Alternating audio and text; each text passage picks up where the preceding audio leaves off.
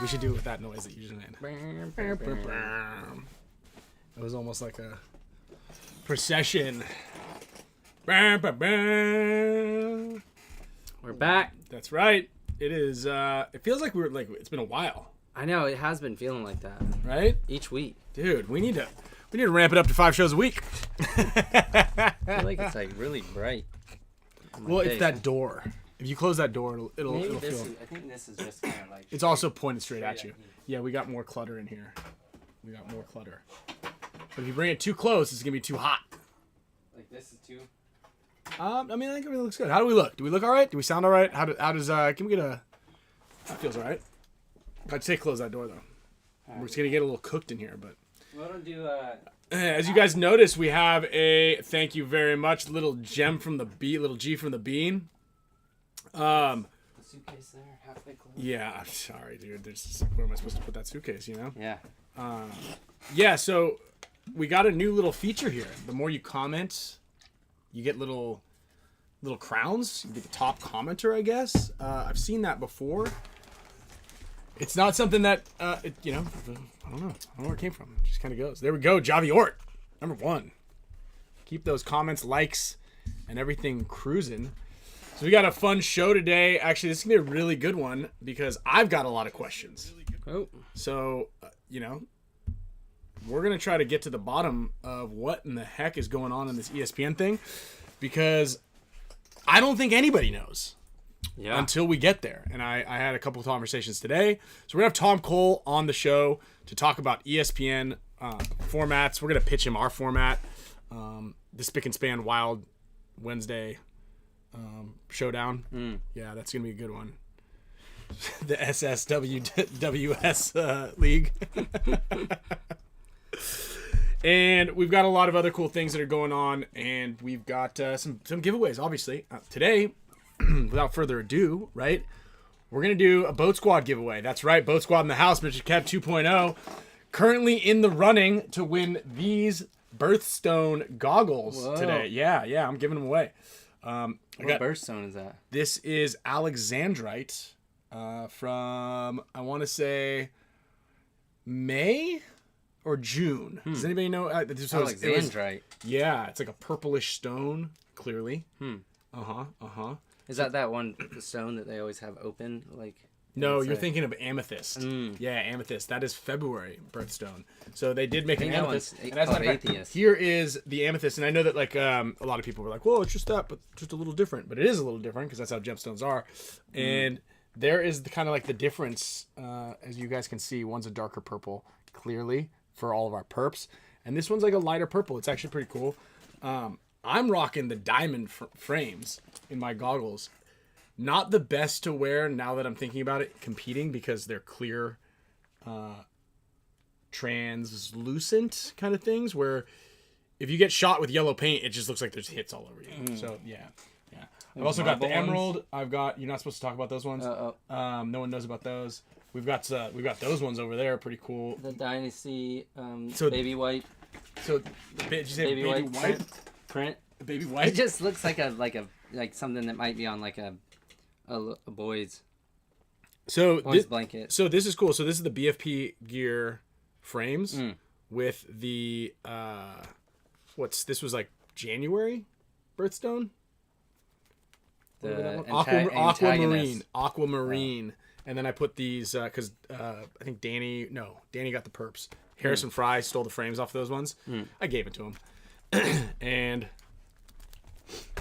Gog box. Speaking of Harrison, I don't know. Then there's these right here. These are just my other.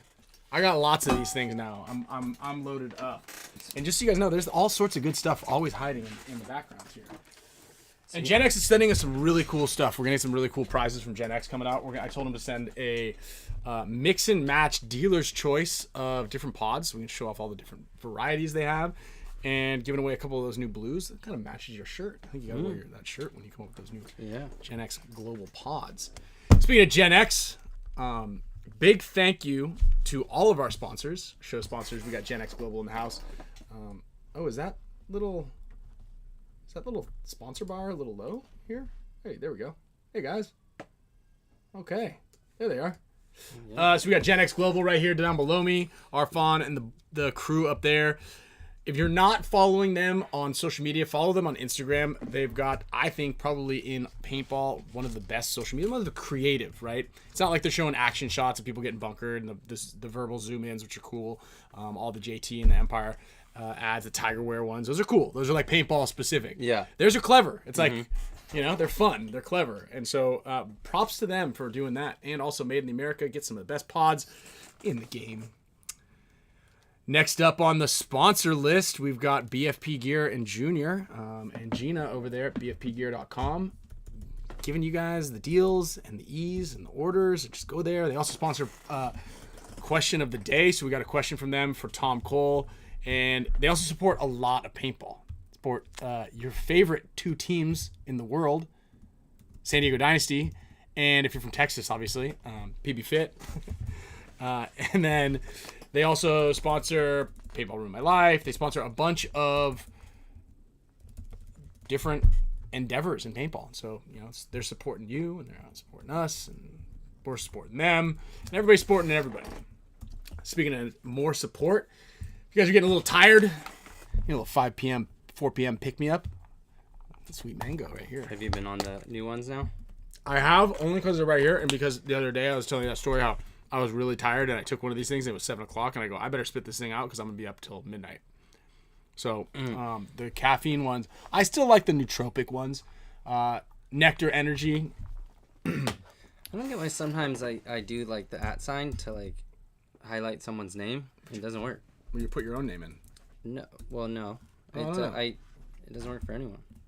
Oh, yep. Oh, there he goes. There we go. Kyle Wells, welcome. Yeah, Congrats. welcome to the show. What happened? What did he do? Is he on the squad? Join discount Hey, work for... Kyle Wells, let's get you on the wheel of names. Speaking of which, just as a reminder, if you guys are a show supporter, we're going to throw your name on the wheel of names and we're going to give you guys some giveaways. If you have not received a giveaway and you have one on the show over the last couple of weeks, there's a couple of reasons why you have not received your package. A, I don't have your address, or we don't have your address. B, we didn't ship it out yet because I'm kind of busy. We've been traveling a lot and back and forth. So we like to plan, make sure we have like good stuff to send out. Yeah, that's right. So when we go travel on the weekends, we can collect good stuff. We can collect stuff. I'm also going to give away this pod caddy here today. Got this one right here. You gotta find packaging for those. That's why. So also, if you did win a Gen X Global pod caddy, brought over some boxes. Yes. I just got some boxes. I have to wait until I order something that comes in an Amazon bag this big in order to package it up. So, or we gotta get some more Tiger Wear boxes. I might have a box in my car. Yeah. Okay. Well, you can't be cardboard. It's gotta be plastic. Otherwise, it goes over £1, and you gotta pay for priority shipping. It's a thing. So, big thanks to everybody who supports the show. Welcome, Kyle Wells. Big shout out. Let's give him some member shout outs here. So let's go. Let's go descending order here. So Eddie Dizon, Cali Mike Lou, Mario Trujillo, John Washburn, Slarion 1, Fernando, Sour Monkey, Kev Switz. You guys are over 57 to 55 months on the show. So that's over 4 years supporting the squad. HORMESIS Paintball is even at 52 months, supporting the show for over 4 years. New York Fearful, George Martinez, Eds Molter, Eric Federson, Yuk Yuzan, Bernardo. Big thank you to all of you guys. I know, but it is gone. It has been on here for a long time. Peter Stergos, let's see here, Mr. P. Let's see, 29 months, Mr. P. Then on the flip side, let's welcome some of our newest members here. Matt Sauceman said, when are we gonna have Noel Tran on the show? Yeah, I think we do need to get Noel Tran on the show. That's a really good point. I think we need to get him on the show. Is he from? So yeah, we're gonna talk about Ion here too for a second.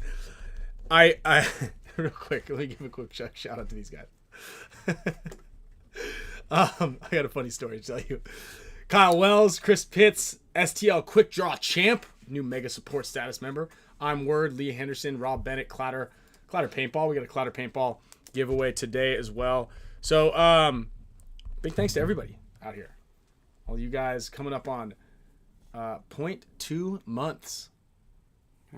Yeah. So 2/10 of a month. is, how did you do that math? No. It's like 6 days. I just see. 6 days, under 1 week. That means you know. Wait, watch the show. That's Total time level on yeah. months. Yeah. So 0.4 months would be like 12 days. It means 19 days. No, it doesn't. Almost 2 days. Almost 2 days. 1.9. AJ, let's go. Hey, dude, AJ is a support goat. I also have a whole list of like when you win something, we write it down. And AJ's been cashing in quite a bit lately. Yeah, I think Steve Segovia's got a big win record as well. Chris Sawtell also. AJ was talking about upgrading to the boat squad. So listen. I know one person that would not be happy about that, and that's Mr. Kev, because he is currently in the front runner to win this, and we're gonna give a big prize every single month. And last month we gave away a Kyle Spicka jersey. This month we're giving away these goggles right here. So again, big thanks to everybody who supports the show. Even if you guys are not a show supporter, or even if you're not subscribing, even if you're just watching it from the shadows. Reporting live from Delta 2191. Let's go, KB. No better way to spend your flight than a little live Spicka Span show. Mm-hmm. I'll see you on Sunday, KB. But yeah, we want to thank everybody. If you hit us with a like, if you hit us with a comment, all that sort of stuff helps, the algorithm and helps everybody, Yeah, just following on Instagram. Yeah, following on Instagram, following our sponsors, shouting them out, all that sort of stuff. Everybody loves it. A little bit of help. There's also a bunch of links down below for little discounts, little hookups, little things. Not the hookups like you're getting hooked up. Not like one of those dating apps or anything like that. Yeah. What's I never understand these. Oh yeah, California Icon. Okay, so here's a funny story. So I went and played. There's a bunch of great stories from Ion. Ion was awesome. With one of the biggest paintball events. Went out there for the first time. There's like over 3,500 players out there. People are camping. The weather was supposed to be really bad. Ended up being nice. It was cooking hot. So Quinn Nadu was out there from Iconic Paintball, and Carl Markowski's like, you got to play on the German side. It's great. We just camp up right in the beginning and just pump everybody who comes out of those boats. Whatever you do, don't come out of the boat. I'm like, yeah, I'm not coming out of those stupid boats. Pretty sure you guys have already all seen the video. But those are the big boats. Yeah, right when I walked out of the I got him Thunder Buddy JK. Right when I get out of the car, this one guy's like, "Oh, Greenspan, dude, what team are you on?" And I go, "I don't know yet, actually." And he goes, "Man, whatever you do, don't come out of one of those boats, dude. You don't want to be in the Allies. You want to be on the German team." I go, "Yeah, that's what I'm thinking too." I take 2 steps. This guy's like, "Hey, what team are you on, Greenspan?" I go, "I don't know yet." He's like, "Dude, first time, you got to come out of the boats." I'm like, "I don't know about that." And I talked to like 5 different people on the way into the booth, 6 different people, each person pulling me in a different direction. "Oh, it's a rite of passage. First time, got to come out of that boat." And so I see Josh from Yosh Designs, the media team, and he goes, "All right, listen. So the footage when you're like the German on the when people are storming, I just only see you like shooting into the distance. Like we don't really get any action. So the video is kind of like boring. So for the video, I really need you coming out of the boat." I'm like, "Oh, dude, I really don't want to do that." Like it seems he goes, "But look," and this is not his first time being here, so I thought he had the inside scoop. Yeah. Okay. Like where to hide. Yeah. Well, there's no hiding. Yeah, because they're on a beach. Well, kind of. Yeah. It's just like running the gauntlet from the water. But instead of running across the street, you're running straight at the guy. So this is where it gets good. He goes, "So here's my theory. Here's how I think it goes. If you're the first one out of the boat, they all start shooting and it goes over your head because they're shooting at you and it hits the guys behind you." And I go, "Okay, I can get behind that." Now, mind you, Greenspan's coming out first. Mind you, dude, there's like 8 boats. Yeah. There's like 8 of these things, like maybe more. Yeah. So mind you, I've taught enough clinics, and if you've been at my clinics and you're shooting a guy, you always go, "Dude, you're shooting too low. You got to shoot higher." Yeah. I already know that everybody shoots too low. So and now you're sitting in this. It's like, what? So I walk. This is the great part. I'm gonna take a little turn off here. Geographically, I forget how close Pennsylvania is to all of those states that start with the word new. Yeah. A lot of those guys watch the show. Oh. Yeah, so there was I was walked up, some guys were at Greenspan. I was like, hey, you know where the Omaha boat was? They're like, oh yeah, down there. And I tell he goes, keep walking. And he calls me the very derogatory F word. And I was like, huh?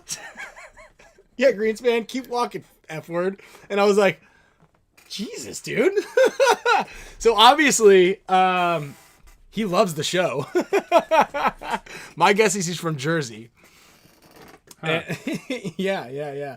So let me put this thing up here before, the guy up there. So anyway, I got the thanks Denzel. I got the joking.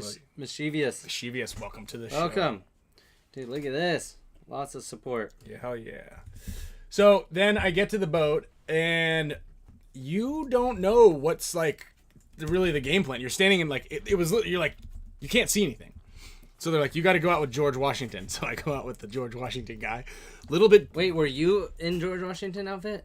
No, the other guy, George Washington. Because I saw a picture. It was George Washington running next to me. A lot of people. It was like, I don't know if you posted or something. I saw George Washington. I was like, I didn't see you. I didn't know if you were George Washington. So powdered wig. Yeah, I mean, I was standing next to him and I was supposed to run out with him.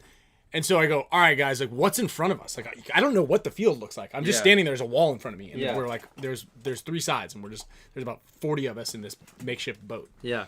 And they're like, okay, so to the right, I'm on the far left, by the way. He's like, to the right, there's a helicopter. We want to get there. And I was like, okay, cool. What's right in front of me? He goes, oh, nothing. I was like, sweet. There's like a little box up there.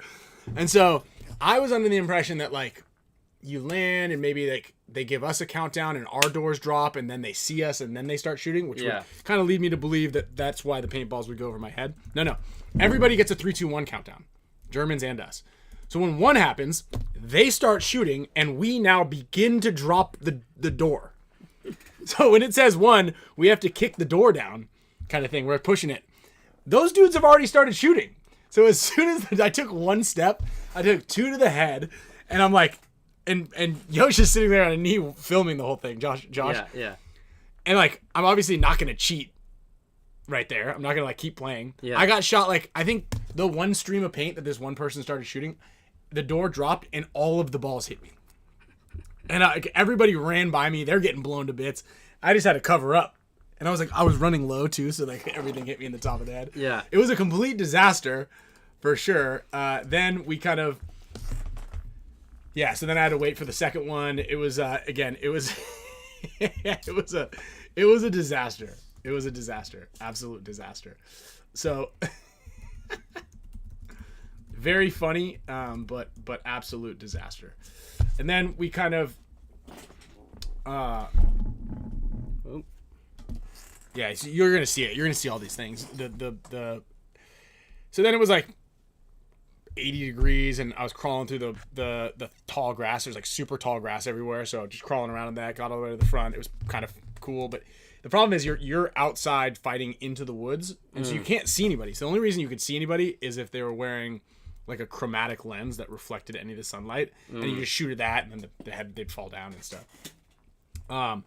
It was a lot of fun. But yeah, so see how you can't see anybody in the tree line? Yeah. That was what it was like. Yeah, that was exactly what it was like. You can't see anything in there. And then you just paint, you like poke your head up and then just everybody starts shooting at you. How many players are out there? Like 3,500. There were a lot of players. And then I got bunkered because I didn't know the rules. Yeah. But I guess at 12:30 the whole map becomes unlocked. So at 12:30 like me and Rodney are like pretty far up on the front, like next to the beach. I just figured you'd kind of battle for a little while. Yeah. So I'm in this lay down hyperball tube, like kneeling down, small. And this guy's just kind of like walking up along the sidelines with his gun at his hip. And so I figured he was just kind of like going to take a break or something. Yeah. And he gets right next to me and races up and just shoots me, just plugs me in the top of the head a bunch. And then I look up at him. I'm like, dude. And then he just starts shooting a bunch of my guys. Like he just dead man's walked all of us. And I go to the ref, I go, hey, are we allowed to go onto their side? Are they allowed to come on the beach? Yeah, 12:30. You can come onto the beach. And I was like, sweet. I probably should have. No, it's 30 minutes. I'm telling you, it's 12:30. Yeah. I reboarded the boat like 6 or 7 times. You go back to the boat? Yeah, so it's like reinsertion, right? So you die, you go back in, you die, you go back in. So, and it was a lot of crawling. I was I was cooking. This video is pretty good. Yeah. It's cool, man. It was a lot of fun. I didn't even explore the whole place, which was a bummer. I kind of wish that I had played a little bit more. Shots. But I'll tell you what. You want to know the best? Look, you want to know what the best setup is for a big game? Is the Empire Defender with a flatline barrel. That right there. That's the flatline. Oh, dude, the flatline barrel. Or I just want to get one for my force. Like a camper. Yeah, you also want to have. You want to have some sort of shelter at night as well. Yeah, or like at the. I was laying behind one of these things, and some dude just walked right next to me and just plugged me in the head a bunch. So I had this. So is this thing like a silencer? No, it's the exact opposite of silencer. As a matter of fact, it is louder than. It is the loudest thing ever. But it's got this little knob on the front that puts backspin on it. Oh. So you can, but it's adjustable. You can shoot it farther. So it not only does it shoot, you know when you hit a really good golf ball and it's like it has that backspin and it kind of like travels up. It does that, so it shoots way further. Second of all, you can turn it and it'll go around corners, and you can adjust how sensitive it is. I'm gonna get a flatline barrel. I don't know if Jason. I know you're watching this. Am I allowed to use a flatline barrel in tournaments? Can I use a flatline barrel? Oh wait. Oh, it's called an Apex. Sorry, an Apex barrel. We can ask our guest. Oh, let's ask our guest. Let's see if our guest is here, actually. Aha, there he is. Okay. Well, without further ado, I guess that was it right there. Let's go to the NECTR projector. There's no videos of like the boats coming up. I charged the beach like your grandfather. How many times did you get shot? Hey, look at that. Coming off the water. Welcome, Tom Cole. His is muted. You're muted. How you doing? Good. How are you? All right. I'm excited about how excited you are right now. Is that sarcasm I detect? No. It's been a long month. I'm not gonna lie. Yeah, dude. You're doing a great job. You look good. Thank you. I know that the press tour every time that something is coming up is like never ending. I love being on the shows though. You guys have a moving background. What do you mean? Oh, I'm adjusting everything. Yeah. No, well, I think. Oh, you mean the little guy that's on the moving moving? On the beach. Pretty impressive. Oh yeah. Sorry. Yes, we're tropical. See that. Let's see the. Yeah, let's. I can show everybody what we look like here. So I can say, just so everybody can see. Yeah, we're out here on the beach. Well, you have you're where you love to be. Yep, at the World Cup. At the World Cup. That's my spot. So, yeah, actually, it's funny. Speaking of traveling, I talked to Jason Trozen about an hour ago, and he was like, "Oh, I got to go to Brazil. I'm going to Brazil for the week. Then we got an ESPN thing." He's like, as soon as the show's over, I got to take the red eye up to Pittsburgh for the ICPL. Yeah. It's brutal. And we had Czech, then we had Cincinnati, then we had Birmingham, UK, and then now we're here today. So it's been a lot. Jay travels as much as I do for sure. Wait, so you guys, what was in the Czech? What was in Czech Republic? We had an amateur-only European event. And then it went straight from the European WNXL. And then we came back, went straight to Cincinnati, and then we came back for that the weekend, and then we went to Birmingham for the UK NXL EU. Got it. Yeah, that's so Lucky's won, which was Lucky's and the Pandas won the semi-pro, so it was a UK event. Yeah, congrats. Congrats to the Luckies. I saw that. That's pretty cool. Good for them. First time an English team has won a pro event since 2008. Who won in 2008? I believe Nexus. Wow. Okay. That makes sense. I'm getting that information secondhand, so feel free to wait, Lucky 15 in the comments if I'm wrong. Yeah, 2008 I thought they've won before. Who? Luckies? No, Luckies haven't won. They came in second. And they win their like local league in England. How was the turnout from a local standpoint? It was good. I mean, as far as keep in mind the European events are locked, right? We just have basically the two divisions in the WNXL, so we always sell those out. But there was a lot of people on site for that event. That's great. Cheering on the local teams and all that, so it was pretty cool. Okay, excellent. It is funny that we go over there every year on the 4th of July, which is obviously Independence Day from them. So it's kind of an extra rub. That's funny because I remember even back when we were doing the events in Toulouse, it was always 4th of July weekend. Yeah. Yep. I like your hat, by the way. You like that? Mm-hmm. Yeah, this is a good one. We should have got you one of these. Actually, I could just get you one that says without the dynasty, so we all know, because we all know who your favorite team is. Yes, we do. Yes, we do. So yeah, you guys got a lot of stuff cooking here. Obviously with the travel and all that. And make sure if you want to see the live chat, you can bring up YouTube on a separate screen and just mute it, so you can see what everybody's admiration for you. Yeah, I hear that it gets a little dicey in the chat for me. No, it's actually not that bad. I think last week when we had Phil from My Pro Peptides, there were a couple people that were very upset, but I'm fairly certain that most people have your back in here. I would say more than less. How about that? Okay, I can live with that. They're just picking on Ryan more so these days. Yeah, trust me, I am the low hanging fruit here at this point in time. He might have taken the crown for this quarter. People are really angry with me. For what? What did you do now? Okay, so I had to. I guess I have to constantly remind myself and people here that while we do deliver some news and updated topics, it's mainly opinions and a lot of satire, not a lot of preparation. Obviously, people are going to learn some things here as far as upcoming events, but for the most part, we're joking. But I did have to create a little emoji that spins up in the corner here for any time that I'm joking, because some people, especially those who are just a little more uptight, possibly that live in states that begin with the word new. I made a joke about them, and they didn't. Not many of those people really appreciated the joke, the humor. Well, I think one of them too. We were like reading.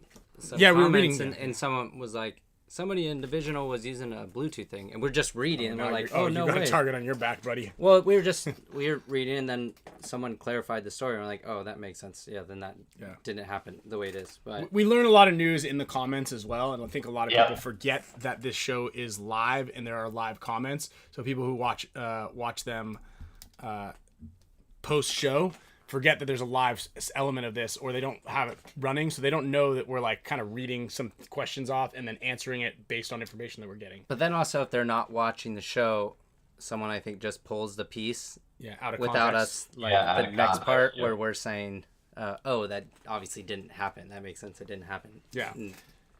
So anyway, we got a little bit of heat. And I also had to remind anybody that if you ever describe something as fishy and it's not like the flavor of something, using it as an adjective, it's usually not like a super serious scenario. Like there's something fishy going on out here. Like that's, you don't have to really take that comment as serious. So I said, anyway, long story short, we got some heat. Glad to see the grief is global. The grief is global. Yeah. See, there we go. Edric Alvarez. To be honest, Tom Cole is completely badass. Seriously, you and Jason are crushing it. Thank him. Ha! Yeah.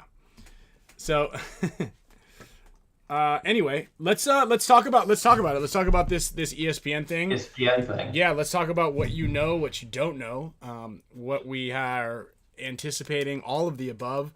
I think that there's a lot that we still kind of like left up in the air. Yeah, I mean it's definitely a learning thing for us. It's definitely been a learning thing for Disney and ESPN. So, can I give the backstory? Can I give the whole little story? Please. So the cool thing is how all this started. I think we might have talked about it on the show, but basically I saw a long time ago that there was axe throwing in Tulsa, which is just a short 6-hour drive from my house. Mm-hmm. So I jumped in my car and drove to Tulsa to watch axe throwing for ESPN with the plan of trying to meet someone there from ESPN, mm-hmm. and which we did. And I told him we really wanted to be on TV and on ESPN and what it needed to take to make that happen. And a guy named Evan was the guy there, and he instantly said, I agree, let's hook this up. And we started emails flying, going back and forth, and we ended up on the Ochos last year. and we got a 30-minute show on the Ochos. We had to pay to produce it, which was expensive. And then that was the Atlantic City event. And so last year we got 30 minutes, and I think we were on the worst time slot known to man, like 4 a.m., whatever, an ungodly bad time. And so this year they had reached out to us and they said they wanted to do it again. And then about maybe 5 weeks ago, they started the conversation about going live and wanted to give us an hour-long show live, and that was going to be at Disney, which at Disney World Sports, which is pretty cool. And they are also footing the bill for the production. So it is Disney producing it. ESPN's producing it with the help of Disney, and that's one of the things that's making it more complicated. Is we're dealing with Disney and ESPN, so we have two different contracts, two different issues with all of that. So it's in depth, but it's a good learning curve for us. And they seem excited, and so it's been. I think it's cool. I mean, we've literally doubled the amount of time that we're on, and we're also on 10 a.m. Eastern on Friday, which is a much better time slot than we were before. Yeah, that's fantastic. I mean, I want to say that the first show is syndicated quite a bit. Like they re-aired. It was around. Yeah. And actually, I was doing more research for this show because I wanted to see some of the live Ocho stuff and how it looked on TV. And literally, we were on the day that I searched for it. Right. So I thought that was pretty cool. And so, and it's funny because I'm going to say this. I don't think we've ever been on TV live. And it's funny because Paintball Ruined My Life did like a little thing and they said live. And literally there's like 100 comments of people saying, but it's been on ESPN before. And he just said live. It's the only time we've been on live, to my knowledge. I don't know. And you guys might know. It's the best live podcast. Mm-hmm. Or the best podcast. Yeah, that's live podcast. On Tuesdays. That's right. About there you go. That's live podcast. Specifically. I mean, there's a difference between live, right? And there's a lot more challenges on our end for live, right? We have to run to a defined time zone. So, yeah. That is. Then we'll talk about that here shortly because I have talked to Jason quite a bit about the different concepts and ideas. Tell me real quick because I think we've had you and Bart on specifically a handful of times, and there's one big common denominator when we're talking about why things aren't on TV. How do we get it on TV? What do we do about changing this, that, and the other? What does a ballpark budget to produce a show? A 1 hour, or actually, let's just talk about the last ESPN show because you know that figure. What's a ballpark? Probably about $160,000 for us to produce the show. Now who produced it? So you guys produced it, but you hire another company to help with. Correct. We hired an outside company called Tupelo Honey. Tupelo Honey. They actually did the Smart Parts one. Yep, back in like 1996 or whatever the hell they did that one. Yeah. Mm-hmm. So, and that was purely an accident. We met Tupelo through ESPN. Funny. And then one of the head guys there was like, yeah, I've done paintball before. I did the Smart Parts thing at Mohican Sun. And I was like, Jesus. Yeah, that's why. Yeah, oh boy. Because that one wasn't great. Yeah, but times, I mean, it was great for that time, I think. You know what I mean? Like I can't take anything away. And they spent a bunch of money on it, too. I think they spent $1 million back then. Yeah, they spent a lot of money on that. That was the death of paintball on TV, actually. So, and we had one advantage over top what they had was that we filmed our event, whereas they did a special standalone event. So, right. I mean, that event would have cost, I mean, we would be at $1 million if we had to do a standalone pro event and build the fields and all that stuff. Mm-hmm. So that's great. So now, and who is the production company? Is anybody on the production team at this live event? Are you bringing any of your own staff in, or any of the Go Sports staff? Like, are we consulting? I know we're going to have our own staff there, and we have the two. Yeah, we have the two guys from UFC, Mike and Brett. So they are consulting. We have the Go Sports guys. Maddie is going to be the commentator, but it is being produced and directed by Disney. Okay. Us and the Little Mermaid. And so are they? All done by Disney. Are they Star Wars, I guess. You know, the same people that brought you Star Wars. Not the same. Yeah. Okay. Something like that. Yeah. I want one of those. Who was the director? Ryan Johnson or like George Lucas? George Lucas. Yeah, me and George. I want him with a camera in his hands. I want him with a camera in his hands. No. Well, what I'm saying is, are they consulting with any paintball videographers? Yeah, it's been pretty. I mean, I wouldn't say they're talking with video people, but we have our video guys who are going to be there, so we're going to kind of go through that with them and kind of set that up. But and Disney's also a union house, so that part gets a little tricky as well. Sure. And that's the thing you learn as we start to move into the real world. Like you have a lot less control when you get out there, right? And we can obviously make decisions on artistic content, whether we want to move forward with it or not. But we basically are getting the opportunity, and so we have to, bow down a little bit to George. And so we're actually the overtime is lightsabers. So I think Tyler Harmon is currently practicing. I should send Tom that video I sent you and Alex the other day. That was a good one. Yeah. Okay. Well, then let's talk a little bit about that. What are the rules? So we are, and I don't know why, I've never heard of this before, but we came up for this, and I don't know whose idea it was. It might have been your idea for all I know. I called you out an idea the other day, and you were like, about time you're using my idea. But we're going to go with a running clock. Okay. So basically, we're going to have a 10-minute match that is a running clock with 30 seconds to get back on the line after every point. So I'm sorry. So there's a 30-second timeout in between points? Nope. It's part of the point. So part of the 10 minutes. So if you played... No, sorry. So it's... 10 minutes total. Yes. That's clock. So if you finish a point with 1 minute left, by the time you get back out to the line, there will be 30 seconds left. Or if you win your first point in 1 minute, the one and a half will be out. Right. So you have to get back on the box with a fresh line within 30 seconds. Yep. Oh, very cool. I love that. Timeouts or no? So we really aren't going to probably have a timeout because of the fact that we have to stay on time. Yeah. So that's the nice thing about the running clock. So if we start at 1:10 or 10:10, let's say, we know that match will be over at 10:10. It can't go longer. So, and if you notice, like last weekend, the event we just had in Cincinnati, we had games that ended early a lot. So we can't have a show where we just suddenly are like, and we're done. So what are you going to do? What do you mean? It's going to be a running clock, so it has to go 10 minutes. It can't be shorter, it can't be longer. With a running clock, it's going to go 10 minutes. Right, okay. You play 1 point or 10 points, it's the exact same amount of time. Sure, I see. So there's no mercy. There's no mercy. No. Okay. The clock does stop at 30 seconds though, correct? What do you mean? So you can't just end the game. No, just as soon as you score the point, the clock keeps running. So okay, 30-second. No, but the clock will stop at once it gets down to 30 seconds. Yeah. So inside the last 30 seconds, we will have just like win. You can't hang the flag at 29 seconds and then be like, okay, we just won. Yeah. It'll stop. So there's in the old Xbox it would stop. So we roll out, and so that's one of the rules we're tweaking right now. But we will allow a stoppage inside the last 30 seconds. There will be a stop clock, and we're still tweaking that a little bit because once again that can make the time go over. So in the format is we're going to play and I don't know which one's the first or second game, but let's just say Dynasty plays the Red Legion, and Fit plays Impact. Correct. Winners of those play the third game, and that's the hour. Yeah. Do you know if is Red Legion bringing all their players? They are bringing some. I mean, it is a 3-man, so I don't know if they're bringing all of them. What Ronnie Dizon was asking, what's the roster cap? So right now we're not really doing a roster cap. If we continue with the 3-mans, we may end up doing a roster cap. Or for this one, we are trying to make sure if you play for Dynasty and you want to play this event, then you're playing. You know what I mean? Right.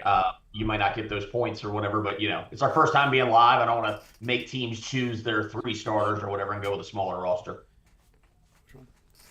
Go ahead. I see a lot of pointing going on there. Well, someone asked a good question there. Yeah, is there a concession?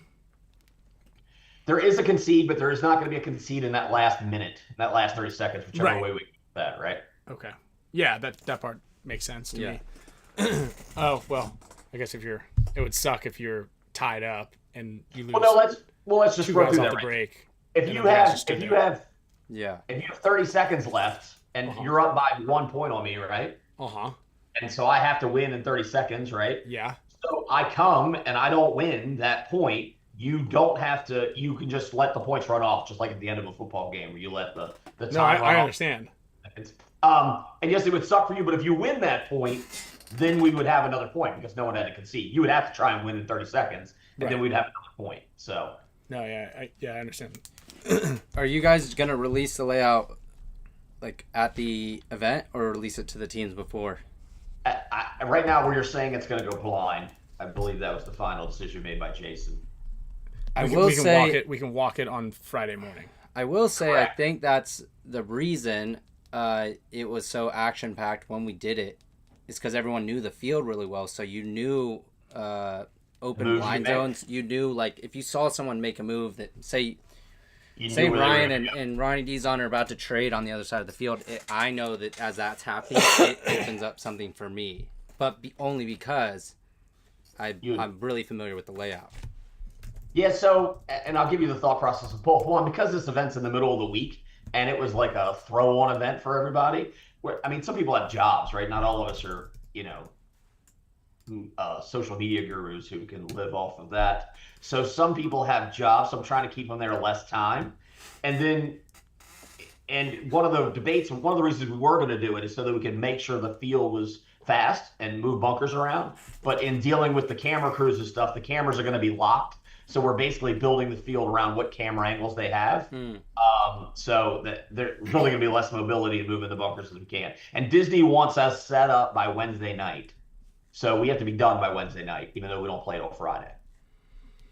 I like how you put an event and you're done at 11. Like the Harrison Fry's gonna like go back to work on Friday afternoon. Like we're gonna fly out to Florida. No, but these guys got to work. We can't be spending any more time. If you have to play the fields, then you guys are going to fly out on Tuesday. Or play on Thursday. Or fly out on Wednesday and play on Thursday. Yeah. Now I'm saying you can fly in Thursday night and play on Friday. So is the field going to be smaller or It's so the dimensions that they gave for it's a little smaller than a traditional field, but not what everybody was like talking about for 3-man, like making it like an alley. And I'm anti-alley, right? I liked this. I liked playing 3-man. I thought it was cool. I thought it was cool playing it. You could gain like a lot more speed, like make bigger moves. I feel like with that. I thought the 3-man. I mean, we do a lot of stuff, right? We try a lot of stuff. We do a lot of weird stuff. We create a lot of ripples. It was the almost only thing that I've ever seen that people were almost unanimously in favor of after the fact. Wow. I mean, media people were happy about it. The teams were happy about it. I mean, it was, not everybody loved it, right? If you're a core, a 5-man guy or whatever, it is a little bit of a change, but a lot of people really liked it. So I think it was, the only people I felt, because I had a ton of fun playing that. I think the only people that kind of felt like that were some that maybe didn't have all their guys, and so that Thursday where they were like really starting to run on E after playing like a lot of matches before we played like the actual event. And I actually thought the double elimination was pretty neat. Yeah. Yeah, that was cool. That actually real good segue before we get more into this about specifically the layout, because Junior sends in a question of the day on behalf of BFPgear.com. They sponsor the show. They sponsor question of the day. They hook everybody up with good deals online for paintball gear. And their question was, what was the biggest takeaway from the 3-man event at the Midwest Open? That it does play fast. That we scored as many, if not more, points during the 3-man in 7 minutes than we did in the 5-man in 15 minutes. So you had less than half the amount of time. You scored more points. And it was pretty fast. So, and that's on the same layout. So that means I think we can agree that layout was pretty slow for the most part. I mean, I think Impact played a 14-minute point one of their matches. And so, but in the 3-man, you just couldn't do it. There was no way to protect yourself, right? You couldn't protect your buddy and you couldn't protect yourself. Someone was coming through. So I thought it went pretty good. And we didn't have, and one of the things I worry about is you have the teams that do well at that then don't do well at the regular tournament. Like when we did the 7-3 thing and New York Stream did well, I think they won it, and then they went on to the tournament to place like 20th or something. It was good. I mean, I think but there's a little asterisk there. 20th every event since then. 20th every event since then. Yeah. God. Well, anyhow. That was your shot, not mine. Sorry to interrupt you. Go ahead. I said it again in my own head, but I didn't mean to say it out loud. Bo is one of my favorite people. So So yeah, so I thought it went great, and you know, I think I would like to see more of that. Yeah, I think I agree. I think everybody wants to see more action rather than less action, and that was always like the scary thing about doing a show live, or even doing the show pre-production or post-production is like, well, if it's not exciting, then what do we do, right? Like if you can't show on the debut of paintball on TV a 14-minute point. Yes, that is for sure. That would be a disaster. On all. And luckily, everybody's been good sports, right? Like at the last show, you know, I talked to Shock and the Red Legion guys, and they both agreed to play fast, you know, and I'm sure we'll have a similar conversation here because it's not as important to win these events as it is to put on a good show, right? At least in the beginning. Mm-hmm. So, I mean, it would be nice to win the inaugural, you know, first live event, but it's also just we're trying to move the needle forward, right? That's true. Then look, that's actually a really good point because I kind of wrote this down. It's like, so what's the point? Like, what outcome are we looking for? What's our goal here with doing this show? Doing the I guess let's call it the 10th or some odd iteration of paintball on TV. What's our goal right now? Like we've done it every which way. This is our first live version, which is a good step.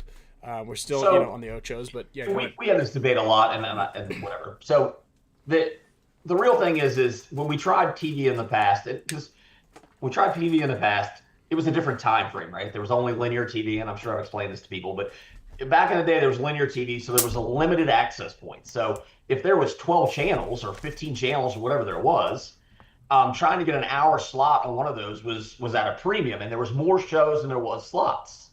So that's why Thursday night had Friends or whatever, you know what I mean? And basically everybody watched that. If Survivor was on, everybody had to watch Survivor, right? Now with OTT, with the whole new TV system, there is a much greater need for content. And so it is basically democratized the ability to have TV shows. And now everybody is struggling to get enough TV shows and good, compelling TV shows. And luckily, we have a built-in audience. So if you were going to try and start a new sport, you would have to invent the sport, get people to get excited about it, get people to understand the rules, yada, yada, yada. You start from scratch. We have fans, right? Dynasty has fans. I'll use Dynasty as an example because they've been around forever. But there is going to be people that are Dynasty fans. That's an advantage we have over almost any of the new emerging sports.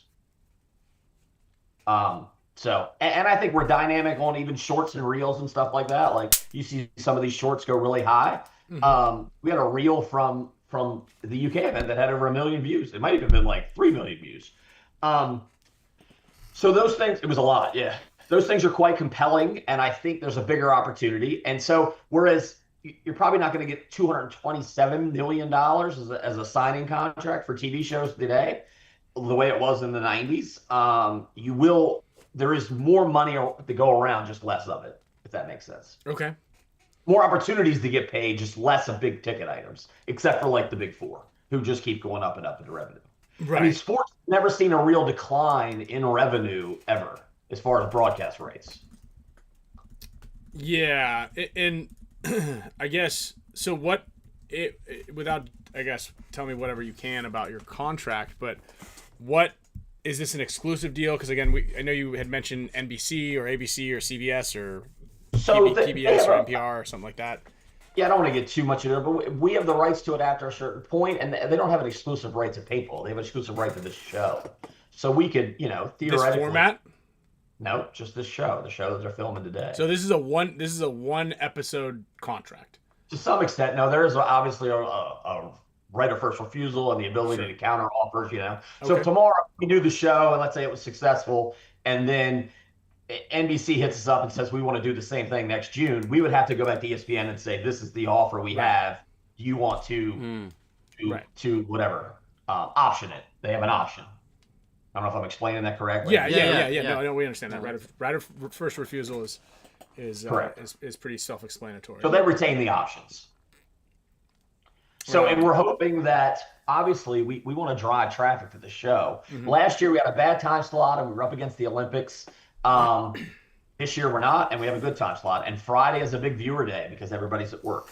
So hopefully we can drive viewership through our organic people, right? Because paintball fans are pretty dedicated, right? Yeah. So if we get people to tune in and watch the live show, then ESPN's numbers will go through the roof, and then they're going to want us back, and then it's going to start this trajectory. I looked at the UFC's numbers, so they basically spent 10 years trying to get to where they were, right, to where they got on ESPN, and then from that point on, it went straight through the roof. Yeah. And we are at 11 years. Yeah. Oh, but wait, were they on TV for those at all? No, I believe they got their show on ESPN after 10 years. Before that, I believe they were doing pay-per-view.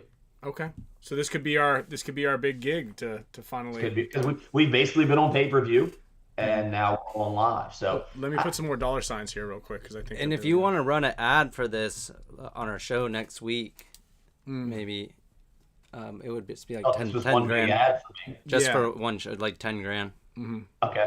Yeah. I thought It's we could probably get a slot open. Yeah, we could probably make something happen. Speaking of ads, what do you guys get? Who's running ads on this? So we have 8 commercial slots. So Okay. we're going to use 4 of them for the industry. So we're basically going to have promoting just paintball in general. So we're going to do a field finder thing again for 2 of the commercials, and then we're going to have something just promoting like the NXL, because the show, we won't be controlling the show, and there won't be as many fans in the stands probably as a regular, like a World Cup or something like that. So we're going to be advertising the epic events that we run so that anybody on the outside can see what we can bring to the table. Mm-hmm. Even though it is live and it is at 10 a.m. So we do have a deal for people that want to come down. It's free to watch on site as well. Oh, that's what. Yes, Yeah, there, one of the yeah. questions- Sauceman asked that. Yeah, are there going to be grandstands? There is. We are in a stadium. Yes. Sick. I What kind- can't pull up a picture, but Is it like the state? Is it like how when it was? How it used to be on a. No, it's in a what kind of stadium is it, baseball Tom? stadium. The baseball stadium, huh? Baseball stadium. Oh. So I picture baseball stadium perfect, like that grass, like we're playing in the outfield. Nope, perfect like the infield. So like we're the Oakland It is Raiders. definitely inside the bases. It is. You will be getting dirty. Okay. When you or die. Okay. But it is, on some level, it is the marquee spot because there is other sports going on at the same time, right?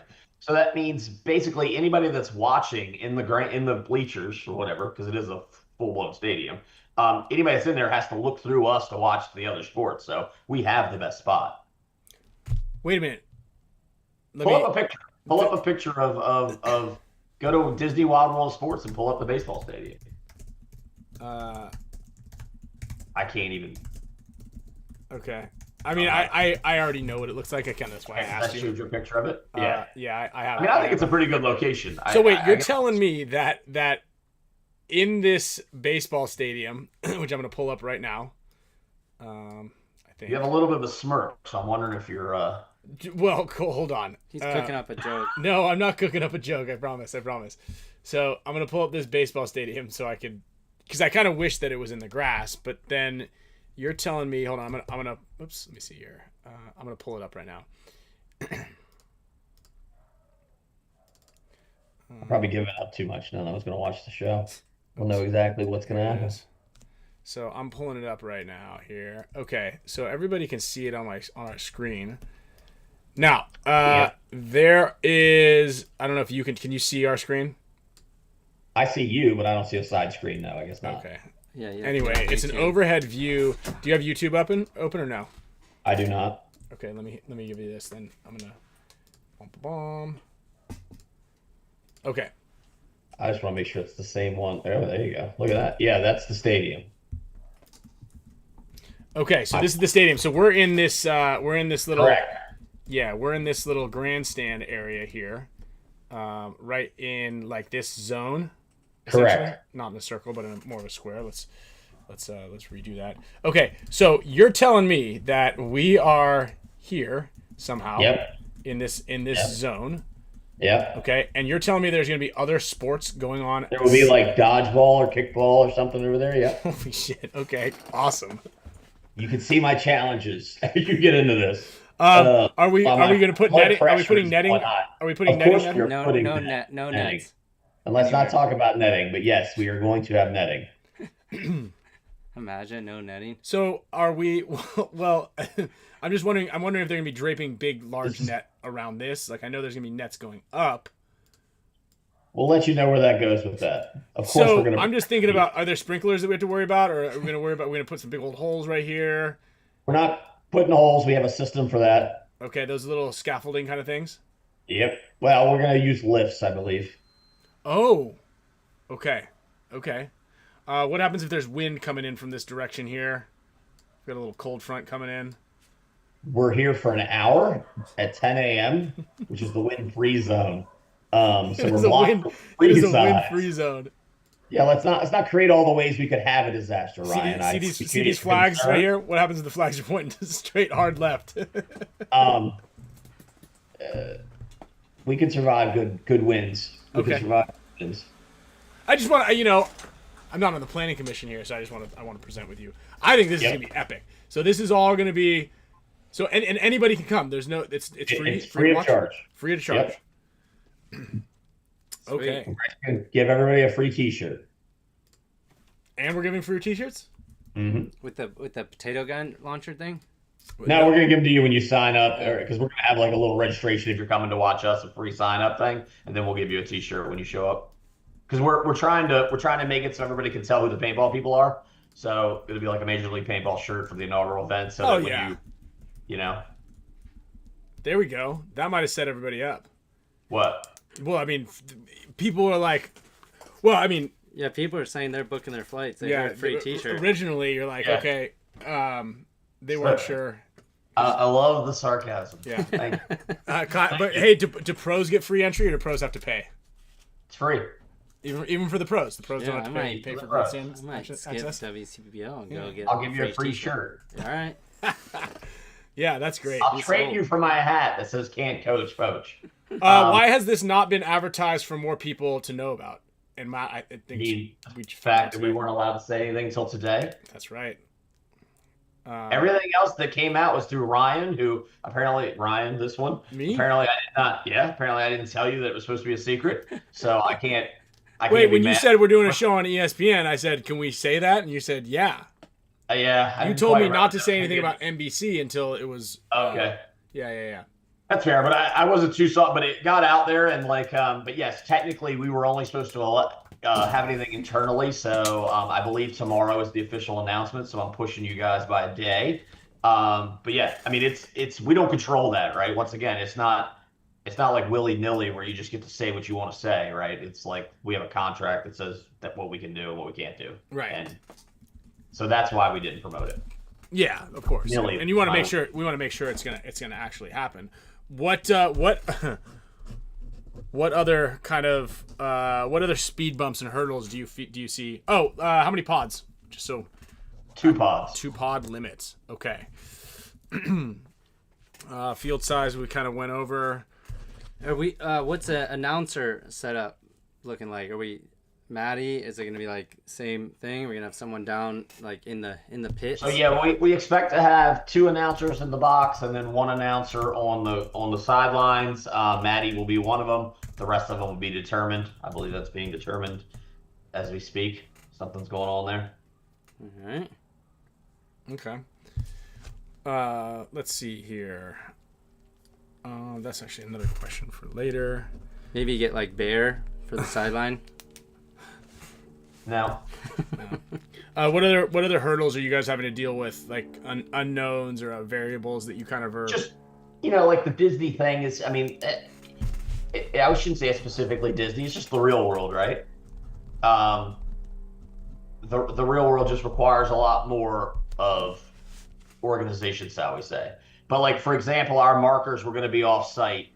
We're going to collect the markers off site, and then we're going to deliver them to the teams in the pits, and then we will take the markers back off site and to deliver them to teams off site.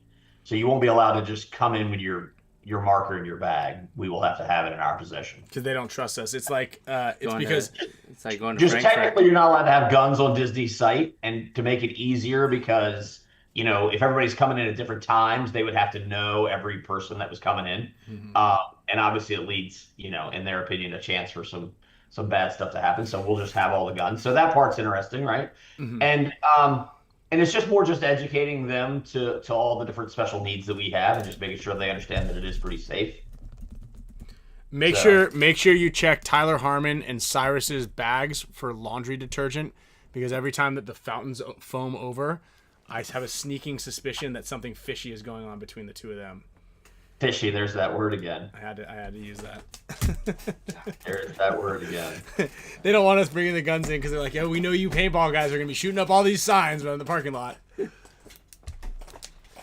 So is everybody now? You're talking with both Disney and you're talking with ESPN. ESPN. Are they pretty excited? Obviously, ESPN's pretty excited. Is Disney kind of like, yeah, this is gonna be great. Can't wait. I think so. The way, from my point of view, ESPN lobbied to have this happen. So we have our contacts over there that we worked with in the past, and I think just my belief is we're just easy to work with, right? I'm pretty easy, and so they were like, let's get this guy in here so we can get another sport in here that's going to be easy to work with, because you can just imagine some of the guys are pretty high maintenance, right? And so and everybody was really surprised that Disney approved it, even the Disney guys. We did one of our first safety calls, and they're like, I can't believe we're doing this, but we are, so let's go. So yeah, I think everybody's excited. Awesome. I think it's cool. I think it is cool.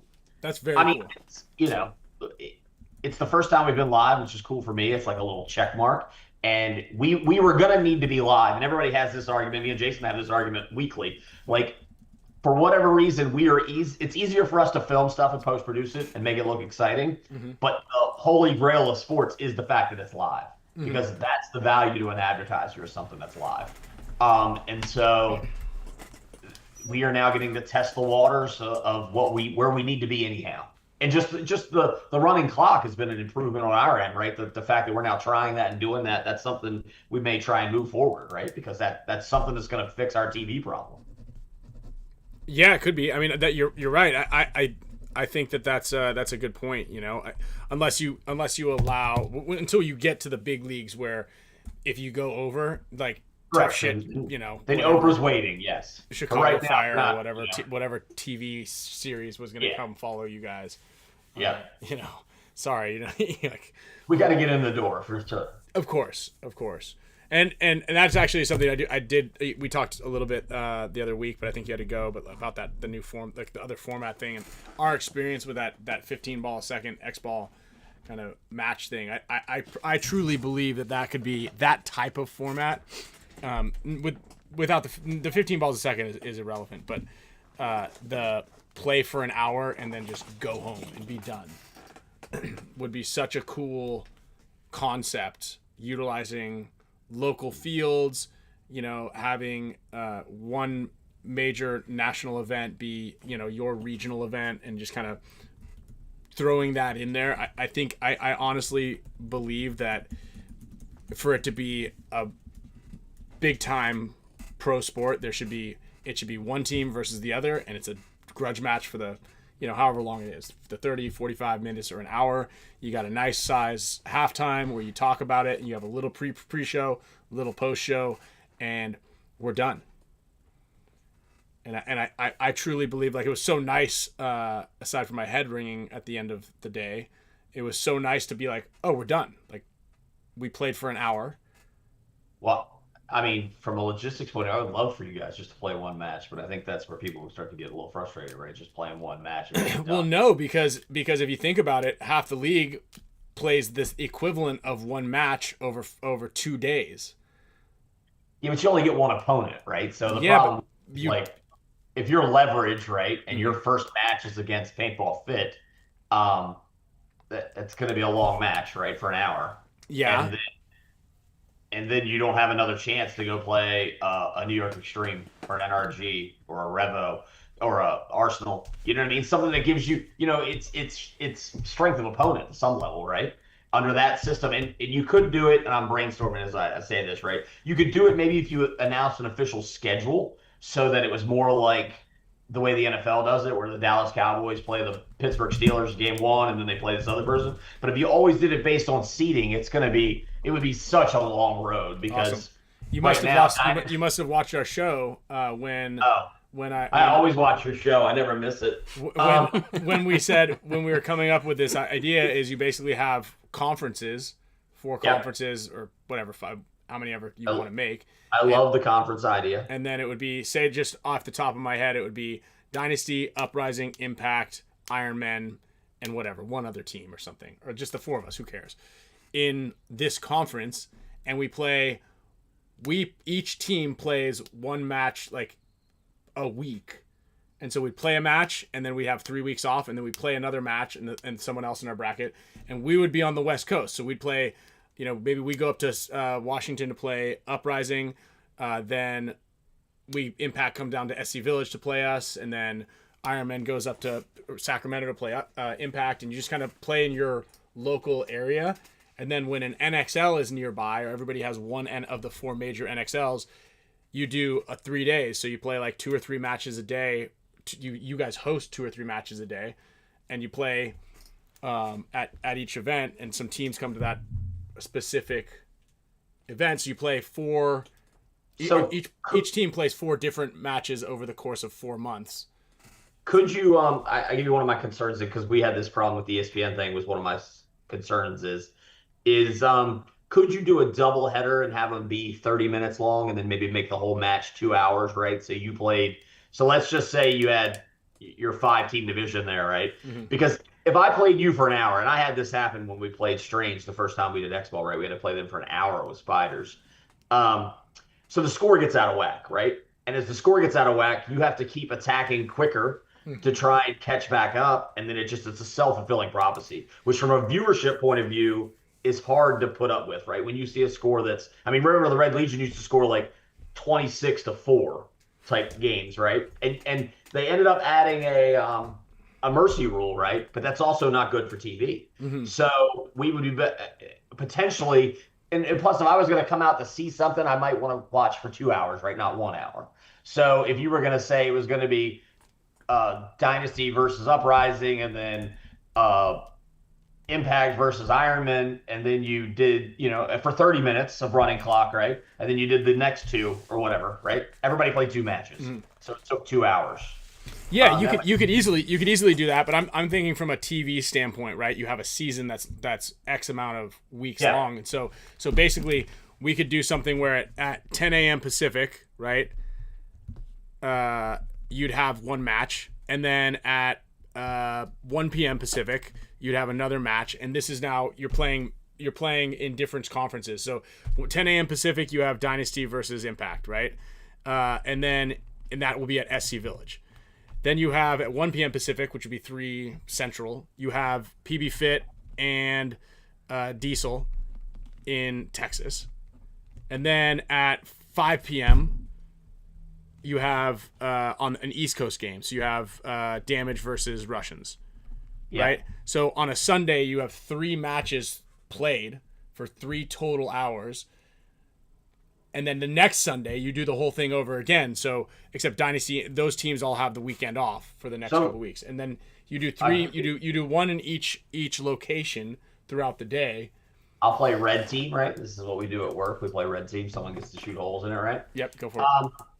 One of the challenges would be the quality of the broadcast, and I might be wrong on this, but like for our point of view right now, with the way we do things now, we could not produce 3 quality shows at 3 different locations like that. Mm-hmm. So maybe you would have to rotate that you'd have to do the conference where you played for an hour at one venue, right? The same system, but a different deal there, right? Because we might not be able to put the cost on a broadcast like that. Yeah, because our broadcast infrastructure would get a little. Yeah, the infrastructure all around, the reffing, all that stuff. Yeah, reffing would be. Well, yes and no. So if you did it at parks, you could save a little bit there, but the reffing would be challenging, right? Because arguably we bring in the 12 best referees for each event, right?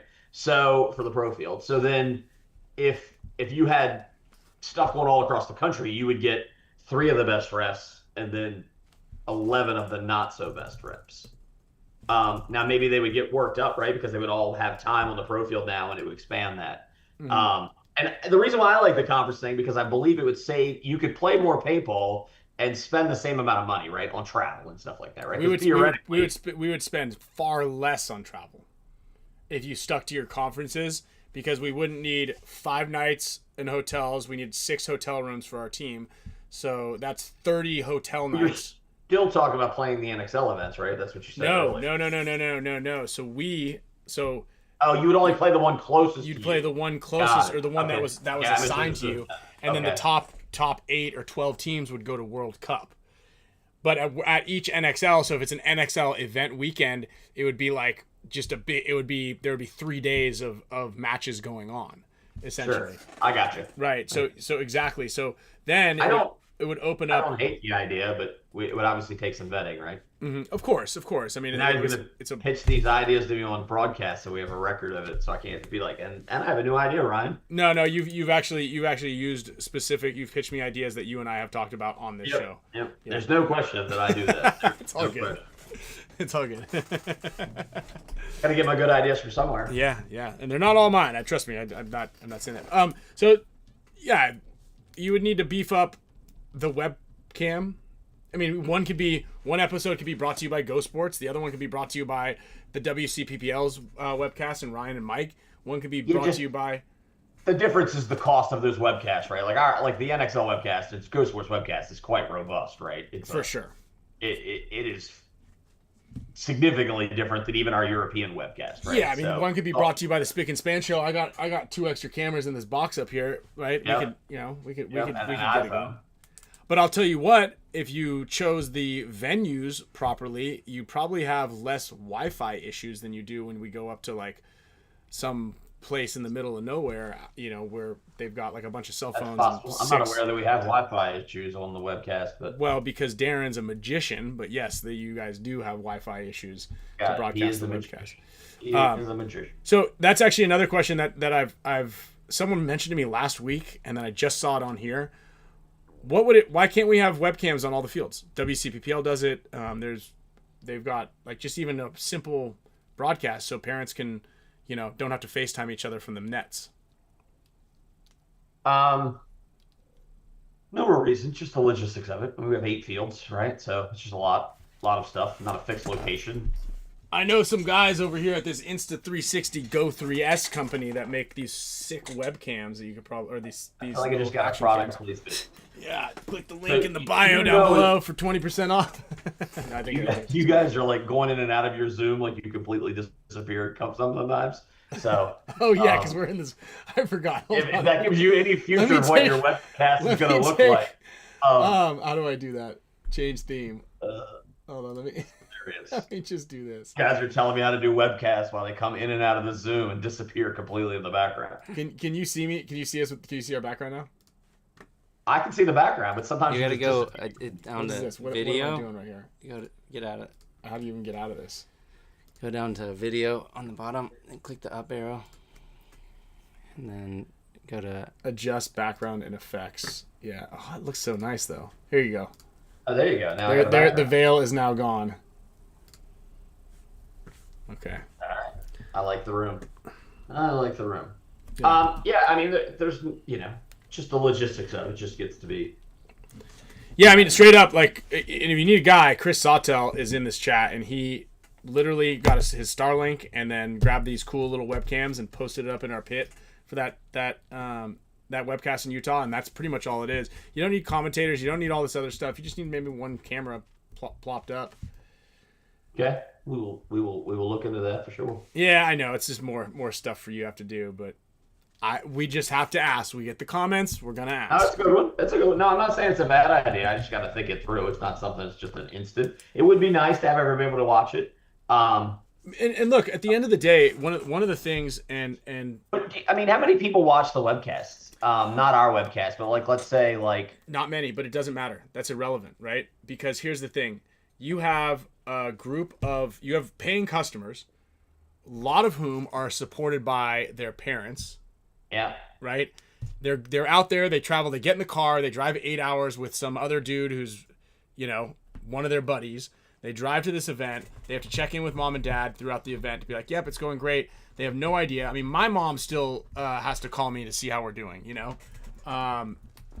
and instead they could literally go on and be like, wow, I can watch my son or daughter play right now live. Yeah, I'll look at the logistics of that. I don't know think it's a cool idea. Not to mention, you did just have all that issue that just went down at the last one, which was, BS again, as we have said multiple times, but it would parents don't have to be on the sidelines talking to their or brothers and sisters don't have to be on the sidelines talking to their loved ones or their parents or somebody telling them how well Jimmy is doing on the field. They can literally tune in, and I think it could happen. Could be a thing. Yeah. Less than $500 for an entire setup. Starlink and Starlink Mini. And if you can get Starlink out there, you guys could probably sell Wi-Fi at the events. Login codes. You want the login code? Pay $5. Enter in your data. Give us your email address. All that's you guys already have them. Not a bad idea. Okay. I think it's a good one. You got 2 good ones there. Thank you. That's it. All right, so what you got? Yeah, go. You got other questions? Oh yeah. Uh-oh. Oh yeah, you get excited. First, a funnier one. Were you at NXL Europe? I was at NXL Europe. Did you see if Harrison? What are you doing with the fly swatter? I'm trying to get flies, but I'm doing a bad job today. Ryan, you can. Dude, we've got a bug problem in our studio. I've got a snake problem up in one place. I got bugs down here. It's a thing. I called Tom the other day because there were multiple rattlesnakes I encountered, and I was like, "What am I supposed to do with these things?" he's my snake animal. The go-to snake guy. Yeah. All right, what were you gonna hit me with, Spicka? Oh, I saw Harrison Fry wasn't checked in, but it seemed like he was playing with Joy Division, so I don't know if that's an issue there. They might have to report. I think it cost them the finals. That's why they lost. Was because they didn't have him on his roster there. All right. Really? No. Oh. I think you guys pulled him off the field. Oh no. I mean, he's not a big effect over there anyhow.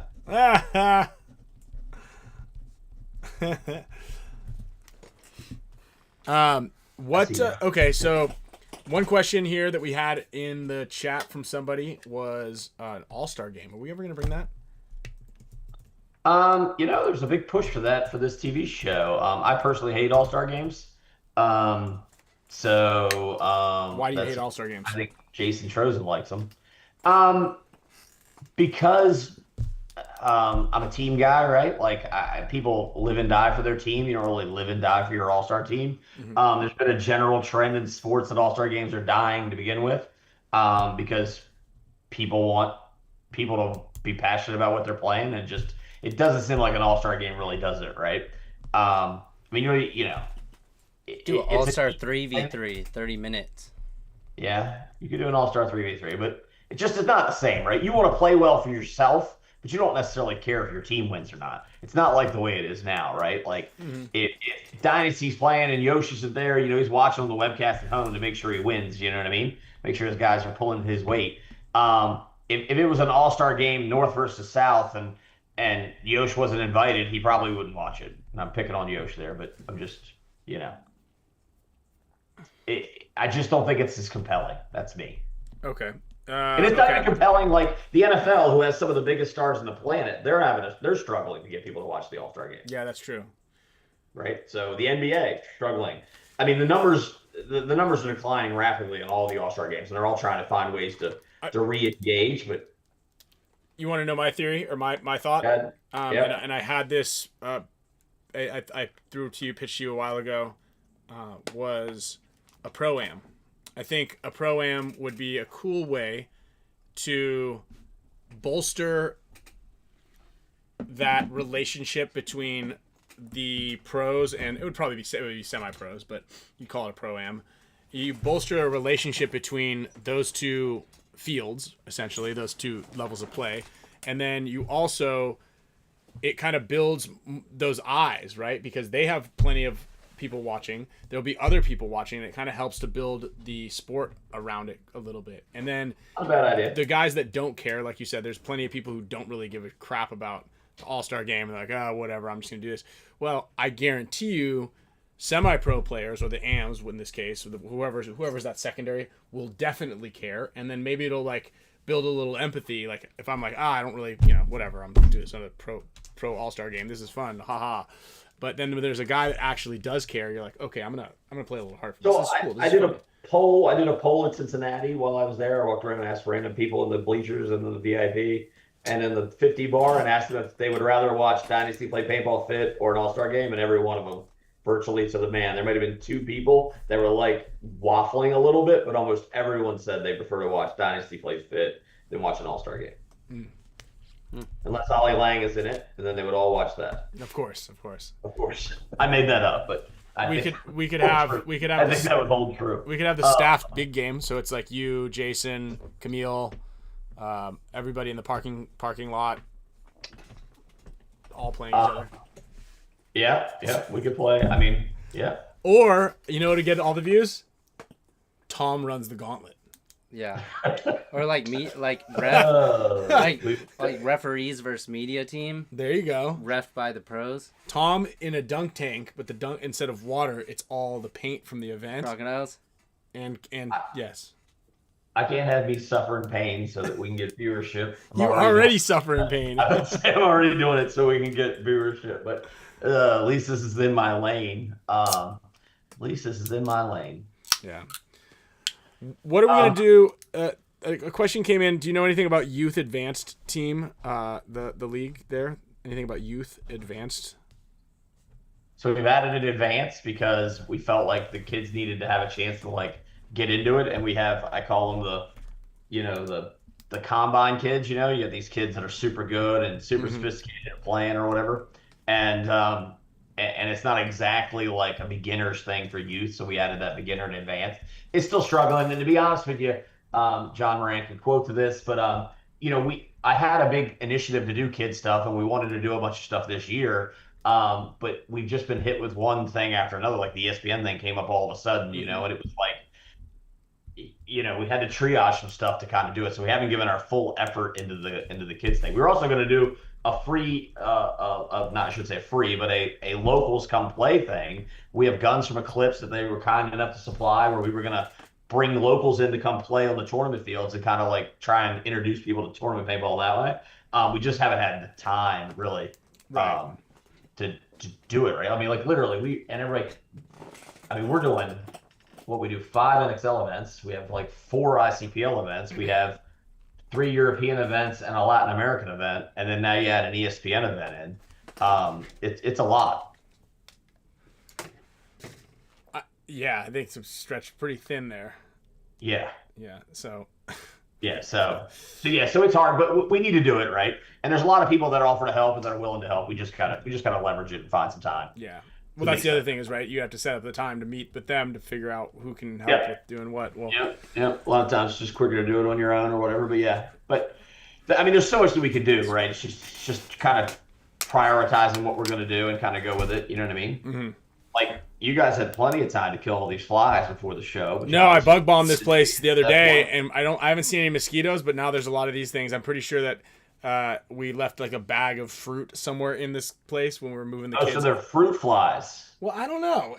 I don't know what they are. Are they little? I can't figure it out. Maybe we'll go ahead and send you some of the remnants of a couple of. Yeah, send me one. I can tell you. A mosquito burger. My resident wildlife experts will identify. I saw something that the U.S. is breeding like millions of flies to drop over some maggots or something. We do, yeah, the bot fly. Look at you knowing some shit. There you go. Yeah, we breed billions of flies and drop them into Latin America to stop the bot fly from getting here. Oh, that's right. Yeah, that's big business. Big business. The bot fly dropping. It burrows into the cows, right? Yep, burrows into the cows. It'll burrow into Spicka too if they get a chance. Is that like a horse fly? No. Yeah, it's kind of it's a bot fly. It's an animal that lays its egg in your skin and then it eats its way out. Jesus. Ugh. Yeah. Yeah. Yeah, but it'll go with people too, but it's mostly on cat. So you have that 360 there, the 4K 360. Is that really just doing a product promotion for free, or is that something that they've talked to you about? Yeah, there's something that they've hit up a couple people in paintball. Matt, the gym rat. This is my second time working with them. Okay. I think a lot of people have picked up the camera. I used it this weekend. Yeah, you used it this weekend. I thought it was pretty cool. I used it for Nightball and this weekend. Yeah, it's fun. It's cool. Yeah. Because it's 360, right? Could you theoretically, and this is above my pay grade, but could you theoretically put it on like the center bunker and it would catch everybo's move from everywhere? Yeah, so this one here isn't a 360 cam. It's just their company. It was the original camera, I believe, was a 360. So they called their camera what the company. Yeah, the brand 360. Like the GoPro, you know. Yeah. Everything's a GoPro. But this one here is a smaller little action cam that it just has a detachable pod. I tried to get them hooked up with Go Sports, but my contact back in Atlantic City never got back to me. But now I have somebody on the inside. I have that exact one, I believe, because it's got the little pod that comes out. I used it in Africa last time I went, right? Yeah, it kind of clicks to your chest. Chest, yeah, it's pretty cool. They're pretty cool. So pretty cool. Yeah. Okay, well, unless you got some good questions from inside the comments. There, yeah. Thank you. I appreciate that. How do people sign up for the grandstands, or how many people are going to be able to? We'll get a link out tomorrow. Okay. And then speaking of, you mentioned something about I forgot how it went, but what's going on with? Are you throwing out any suspensions moving forward, going into the next event? I know you're stretched pretty thin. I don't know if you had any time to. The Jason question. Feel free to get him on the show. We get him. He refuses to come on the show. Get Jason on. I don't have an answer. I think he knows, but I didn't want to speak out of turn because I don't really know off the top of my head, so I don't want to get something wrong. I will be clear. Very disappointed in the spitting incident. He should have spit into his hand, then shook it. Well, that would be Ollie's move, right? I believe that's Ollie's move. But it's like, yeah, God, come on, man. That's bad, in my opinion. Really bad. Really bad. And especially in that point where it's the sportsmanship point. I mean, why do we do that, right? Why do we all go shake hands out there? It's not for you guys. It's for the fans and the spectators, and it's a spectacle of the sport. And to turn that into like that is very disappointing to me. Very disappointing. So could there be an argument that perhaps the fans liked the spit in the face more than they liked the handshake? So I don't care. Okay. I don't care. I thought it was for the fans. Sorry, I misunderstood you. I don't like it. So that's where I'm drawing the line there. I just think it's bad, right? It's bad. And people are always like, people will be like, there's all sorts of drama in other sports or whatever. They're there. It's the difference between like a first date and being married, right? Like we are trying. I missed something there. So when you spit on, they just had a fight. Am I allowed to spit on Camille at this point? Probably. Or is that only first date stuff? No, you could probably spit on Camille. I wouldn't want to be there when it happened, but yeah, you could probably. There's things that you can do now that you probably couldn't do on your first date. Huh? Right? That's what I'm thinking. I for sure I do stuff now that I couldn't do on my first date. I'm probably getting in trouble right now. Yeah. Sweating right now. I'm starting to get dodgy. She can hear everything I say, but it's just that's how it is. I leave the house a mess, right? So when she came over, I at least thought the house was clean the first time. Apparently it wasn't, but it's just is what it is. So I don't know. I don't like the look of that. Okay. I don't like the look of it. So something I feel strongly about. So you shouldn't spit on people. It's fair. Fair. I don't want to get spit on. It's an instant fight, in my opinion. Yeah, right. I was saying that too. If I get spit on, it's going to be a fight. But it wasn't. I have to. Even if I'm going to get beat up. Because of, I think it took a little while to sink in. That the guy just got spit on. Yeah, that was yeah. So is what it is. All right. So do we got anything else? Yeah. If you don't want to get spit on, do not sit in the back of a roller coaster at Six Flags. Just FYI, Tom. Real quick, have you ever been? Have you ever been close to a spitting cobra? I have been close to a spitting cobra. Yes. What happens if that gets on you? If it gets in your eye, you could go blind potentially. It gets on your skin. Does it make a little smoke? It burns a little bit. You just wouldn't want to rub it in your face. And it really fucks with your nose and your eyes and your mouth. But it's like mace. It's like mace, yes, but worse than mace. But on your hands, it wouldn't really do much. It'd be like getting it'd be like cleaning the kitchen with bleach without gloves. A little worse. Maybe a little. I did that thing with the spitting cobra one time, and we lost it in the knee-high grass. Oh, yeah, that was terrifying. Was it in Botswana? No, this was at David Weathers' house. Oh God. Yeah, and it was like kind of getting a little dark.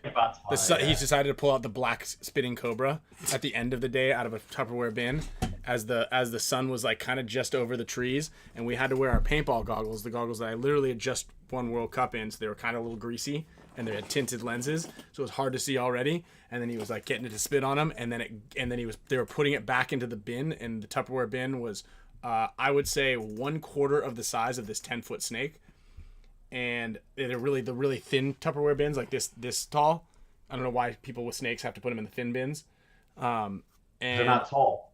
Yeah, and then they kind of coil up in there, I guess. Yeah, well, this thing was tall when it stood up, and it escaped, and they were trying to hold it by the tail, and then it kind of started slithering, and we were like ankle to shin high grass, and I tried to turn around, but all I had was a big pile of bushes over here, which I think was where the snake went, or it was in front of me, and then there was a Jurassic Park sized 10-foot chain link fence behind me, but like the thin chicken wire fence, the square ones where you can't really you can't claw into and climb.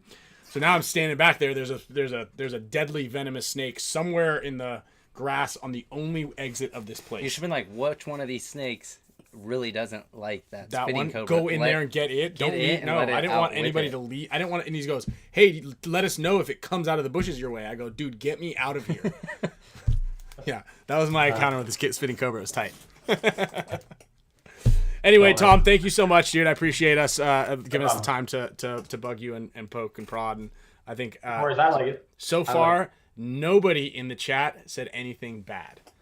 It was all positive. Yeah, it was actually really, really positive. Good. And let us know if you want to buy that ad space. Ad space. Yeah. I'll work on that. Yeah. And then also, if you are selling ad space, send me over some details. I'll throw out some feelers to a couple people who are out there. We'll get that off to you tomorrow. Maybe okay. Tonight. Awesome. Tomorrow. All right. Thanks, guys. Thanks, Tom. Later. Appreciate it. All right. Look at that. Huh? That was perfect. I felt like he was. It was almost like there was somebody on the other side of that thing with a gun in his head and be like, "You're not going anywhere until you finish the Spick and Span show." You better not say anything you're not supposed to.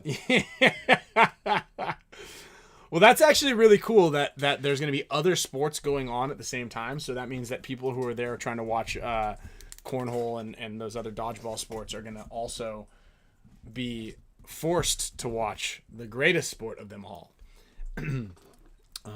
Obviously, if anybody has any ideas or ways to help, especially with that webcast thing, again, you could kind of tell, and he mentioned it multiple times, like they're stretched very thin over there. A lot of people are like, "Oh, just hire more people." The same people who say hire more people and get more help are also the ones who are like, "Give more money back to the players." Like,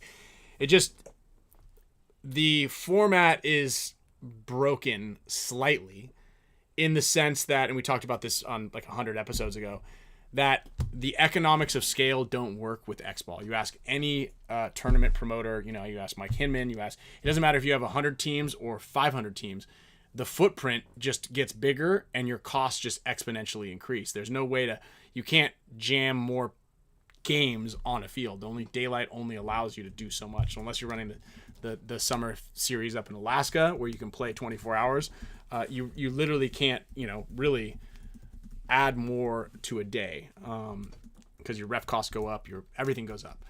So trickle down economics, my friend. So yeah, there's a lot of issues that go into our sport, and they're trying to find the best way along with us. And everybody throws out ideas and see what sticks, and everybody's got an idea. Most people have an idea. The rate of fire I don't think is what solves the viewership thing. I think it's just a straight up action kind of thing. I think that the pace of the game needs to be entertaining and engaging enough. Is 3-man the way? Possibly. We've tried it in the past. It was on TV. It was in a very small, narrow field. Same layout every single week. So they kind of did that like every other major sport kind of concept where the field is exactly the same, just like a basketball court, just like a football, baseball court field. So I don't know. We're just trying to figure it out, guys. Everybody's trying to figure out the best way to produce the best and most engaging show. Hopefully it happens before I turn too old, so I can get in some of the action, so I can get on some of them dollar bills. And we're just hopeful that everybody out here who's watching this show, who's supporting paintball, is also on ESPN The Ocho on at 10 a.m. Eastern, 7 a.m. Pacific time. Friday, Friday, if you want to August go 1st. and get a free shirt, flight, maybe $500-600. But No, there's plenty of people in Orlando. You know, like there's a huge following of paintball in Florida. I think it'd be a really cool experience to like be in those grandstands. I mean, let me pull this thing up again real quick. And you can still go, even if you have practice, you can still go because it's gonna be on Friday, right? Yeah, it's on Friday. That's absolutely right. You don't even have to skip practice or anything like that. Let's pull this up just for those of you guys who are jumping in here. We're gonna have paintball being played. I don't know what this one is. I just moved right here on this this field. We're gonna be right on the diamond. We'll be right in the baseball diamond right here. The last layout would have been good for the diamond. The field kind of played like that.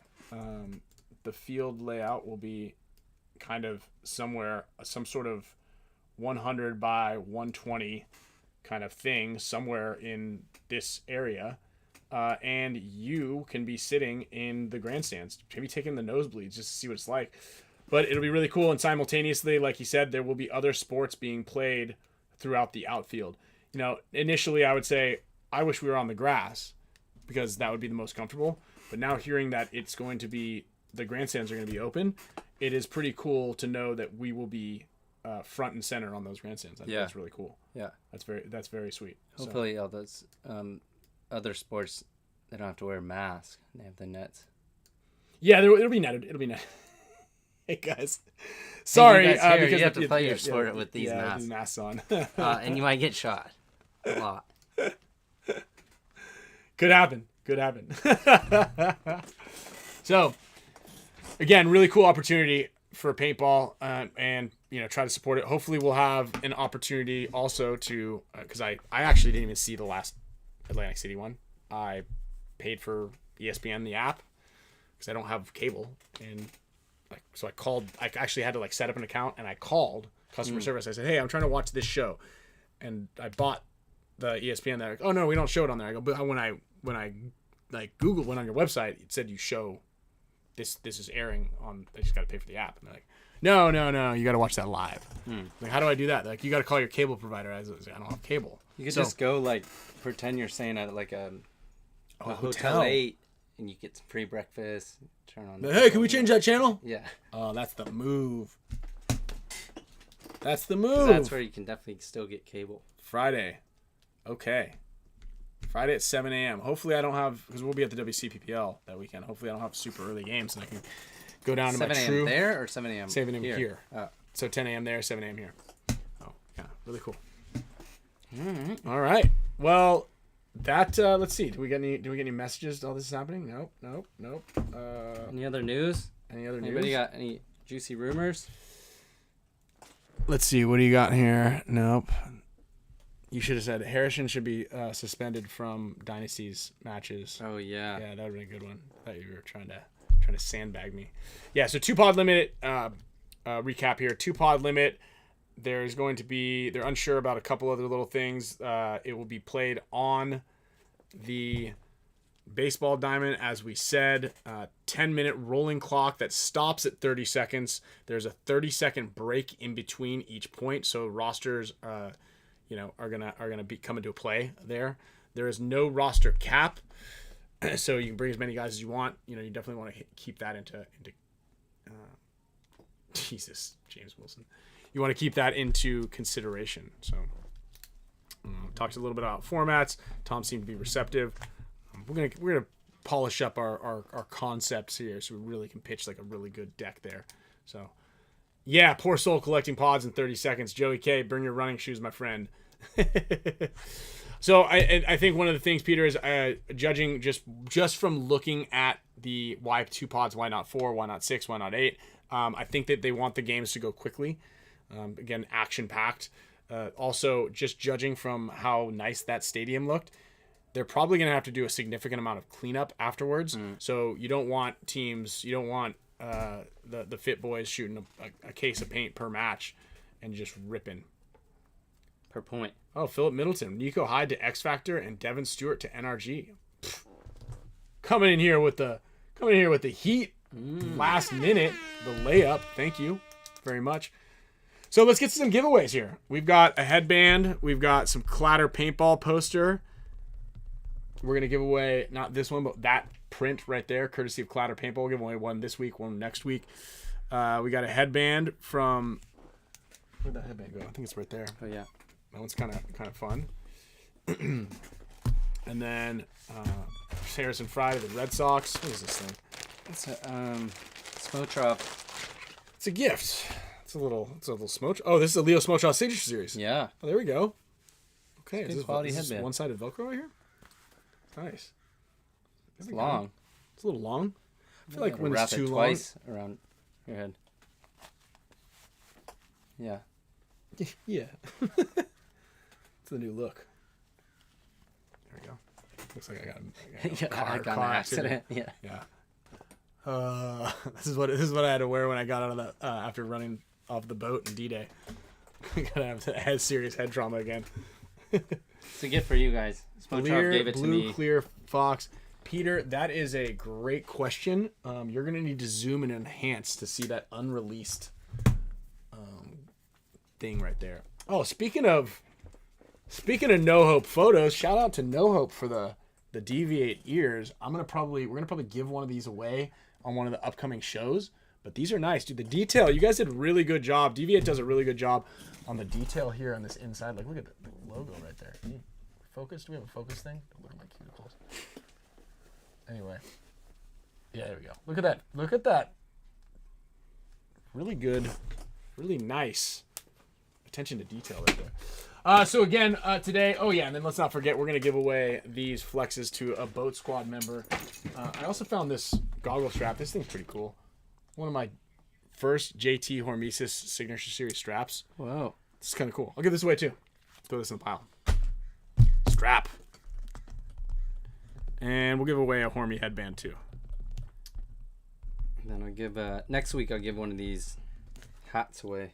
Okay. But I don't know if that's going to be going to a BKI. BKI. Oh, we're going to BKI. That's right. Wait, next week's show. No, next 2 weeks. We're going to BKI. Oh, yeah. Next week. We're going to summer camp next week. Yeah. We're going to summer camp. Speaking of which, if you want to prep for summer camp, Sloan is making me set up a tent in the backyard. So if you want to camp tonight, I'll be camping in the backyard on the bricks. I've got some inflatable mattresses and I've got a cot, so you can choose, because that's what we got here at the summer camp next week. Is like it's a week on the cot, so or like Nick Laval, or he sets up his own tent. Yeah, I might bring my own tent. I've got my own tent. Yeah. So my guess is I set up an entire tent. As soon as the sun goes down, Sloan gets scared and she pins it back inside. Then I got to break this damn thing down again. Yeah. Damn. So. Snakes and hopefully it bugs rains for you. Better start prepping now. All right, so I'm going to bring up the wheel of names right now. We got everybody on this one. We got the whole squad. Let's see here. Mac OS X screen capture here. All right, let me adjust this. So yeah, anybody who here is going to the summer camp? Is anybody going to BKI Pro Paintball Summer Camp next week? I'm excited. I think we're going to do also Dynasty Champs Club are going to have an intel session on Thursday evening. We're going to be giving away either your choice. Oh, TH Stevens. Your choice of come to a big game with Dynasty or come to a practice with Dynasty. Pack your gear. So that's one of the things we're going to give away. We've got some cool prizes being made up for the Champs Club right now. And all around fun. E-Florals. Yeah. All right. We'll do another one of these. Let's go for the Gen X Global Pod Caddy with some NECTR, of course. All prizes are coming out with some NECTR. NECTR boys, if you're watching this, we need a little re-up. We need a re-up big time. We probably need to bring something too. Oh yeah, to summer camp. Yeah. That's probably a good idea. We'll get you guys like this hat? So some of you are saying I just restocked it on the Tiger website in another color. Do you guys have any cool stuff coming up with Tiger Wear? We do. A bunch of new apparel. And I'm working on doing a pre-sale for, which should be coming out in the next couple weeks here.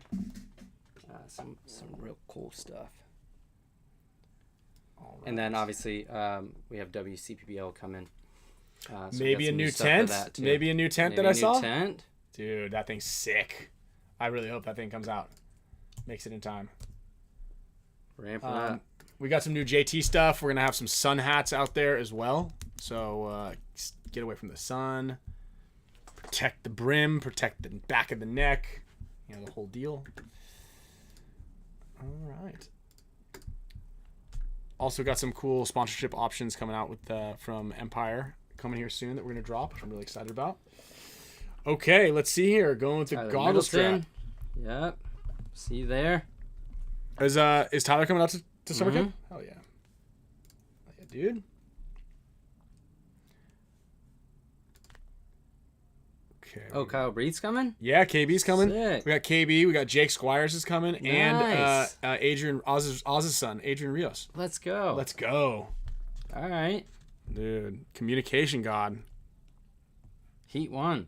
He won. Steve Sant. You just won yourself a Hormy headband. Okay, we got one more prize going out here, and then we're going Boat Squad. Still some time to upgrade to Boat Squad if you want to have a chance to win these goggles and other really cool prizes. Oh, Nickel, almost. Dub. Oh, who is that? Dub Nasty. Again, we want to thank everybody tremendously for all your support. You know, couldn't do the show without you guys. Do we have any new professors? We do. We've got Connor Kelly going to be out there. I think he's the only new one as of now. Let me just oops. You know who I think would be great to come to one of these is Joe Barrett. Oh, you're right. He would be a great professor. Let's get him out there next year. Good call. I think I already made that suggestion to Ant. Okay, exported 5:48 p.m. Download. Okay, getting the new list here. And we're going boat members. Whoops, what's going on here? Loading you guys up. Give me 1 second here. All right, so we're about to spin the wheel for boat members to see who is going to win the Alexandrite goggles right here. Antagonist. And here it goes. Alexandrite. All right, and boom. Let's see. All right, who's it gonna be? Who's it gonna be? Dude, you guys should have signed up. Hey, look at this thing. Looks like the winner is going to be Mr. Kev 2.0. Thanks for the support, my friend. Look at this Dark Moon Alexandrite Damascus ring. Dude, I need to get that. That's why I'm getting married just to get that ring. Yeah. That's right. All right, guys. It was rigged.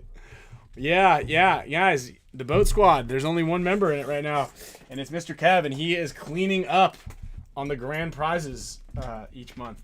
Now, again, yeah, boat squad. Mr. Kev. Wahoo. Who knows? Next month we might be able to give away another one of those. I got all sorts of cool little things out here. These are extra special if you zoom in and enhance. I don't know if you can even see them back here, but these are cool. Not sure if I can give those away yet. There's another one right in there too, right over Kyle's shoulder. I'll even bring it out. Just like let it peek a little bit. Here, something's glued to the. Oh man! I just found a bunch of these flies. Flies? Yeah, they just came out of that little hole. Oh my god! I'll bet you they're in that stupid moonshine back here. Do you think they would grow in this moonshine? Better take this with you. No, they'd die in this moonshine, right? What are they? They'd be having a good time, that's for sure. This Vanna Vanilla? What is going on? I just put my hand in here and about 7 of them just flew out of here. Really? This can of Spam? I mean, this is bomb proof. Anyway, everybody, we're going to try to get to the bottom of it. Maybe that cat's back there. No, we'd smell it. Yeah, yeah. If there was a dead animal in here. Why did I Photoshop your head on that team picture that one time? Slightly vague on that comment. I'm not totally sure. Send it to me. And should we do a spin for the spam? You guys want to do a spin for the spam? We'll spin for the spam. Just because I like saying it. Open it before we ship it out? No. Let's just get rid of that. I think it's it's like got a go grab it real quick. I think it's got like a flavor to it too. All right, we're spinning for the spam. Someone's gonna win the spam. Like salmon flavor or something? Oh god, dude! If there was salmon flavored spam. Oh, it's maple, so you could put it on your waffles. I saw a. Oh, spam's not horrible, but it's not that great. Maddie Marshall likes spam. Oh, it's still good till August 2026. That's it? They do expire? Maybe it's Little G from the beam. Heck yeah. From Bean. Does that mean he's from Chicago or Boston? Boston Beans or Chicago the Bean. Anyway, everybody, I want to thank you guys all tremendously for the support. Big shout out to our sponsors, Pate Smith and Pate Smith Law, Gen X Global, Alex FRAIGE right here, obviously in HORMESIS, BFPGear.com, Junior and Gina, and the NECTR boys out there keeping us pepped up. Yeah. Maple spam and eggs. Humberto, let me know if that doesn't work. It should work. It should populate the international shipping. It'll just tell you what the cost. Hell yeah. There we go. And we'll sign the spam, Nick Cole. Nick, thank you for sending us your new address as well. We'll get all those other prizes out. Also, I got to send Alex the list of everybody who won a beanie on the show 2 weeks ago because I didn't write it down and it didn't save it. So I have to go watch the show again and figure out who won. Yeah. So anyway, great show. Make sure you guys like, share, and do all of that. Wait, so next week we're going to do it on Wednesday, right? We should do the show Wednesday night. Yes. We'll do it live from. Because you fly out like through the day on Tuesday, right? I leave Tuesday morning. Yeah. Yeah, I'm on the Red Eye. Ooh, Red Eye Joe. I like it though because it's nice. It's only like nonstop there. I'm on a nonstop. Oh, you are. I'm on a nonstop at 9 a.m. getting at 5. Yeah, but your flight's been delayed a lot. Every single time. There we go. Finally. Count it. All right, everybody. Missing 9. Wednesday of next week, we're going live from the summer camp. We'll have the whole studio packed up. I just got us a second monitor. Oh, sick. Yeah, little. Makes that noise. Starlink Mini out there. Yeah, but you have to pay like 100 and something. Yeah, but I looked it up. You can turn it on and off. Like you could just self-driving. Like you could turn it on for a month and then just not use it. Not bad. I think we had good internet last time. Oh yeah. Chris Sawtell's got like 7 of those things. Chris, let me borrow a Starlink.